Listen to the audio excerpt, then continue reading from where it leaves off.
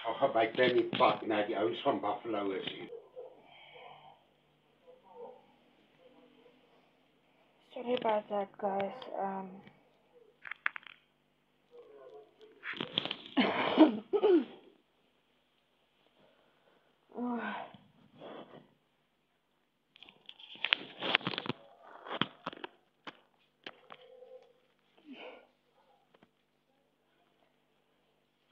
Okay, good news. The good news is, wait for it. Can I have a drum? Ding. Okay, the good news is, I do not have TB. So that's good. The message came this morning. Negative. They did give me antibiotics. Schedule 4. Because I don't know why. Maybe it's because I personally think that it's a streptococcus infection. That's what I personally think it is. But I can be wrong because I'm not a medical doctor. But I've been going through medical things for 10 years now. So yeah, but yeah, I'm no pro. And then they gave me some pain tablets. Those ones that don't actually work, they don't work. I don't even drink them because you're just fucking up your stomach for nothing. I did go and buy myself Daglifenic. So that is what I am taking currently, Daglifenic.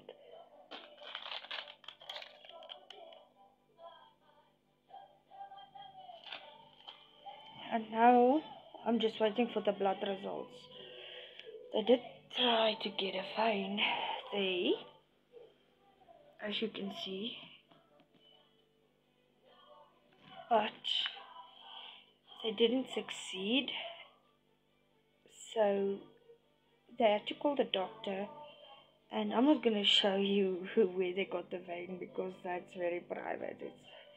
They had to go like right there in the main vein. So yeah, I'm still very sick. Yeah, but I just wanted to give you guys a short update. And the little birdie's still fine. He started eating on his own.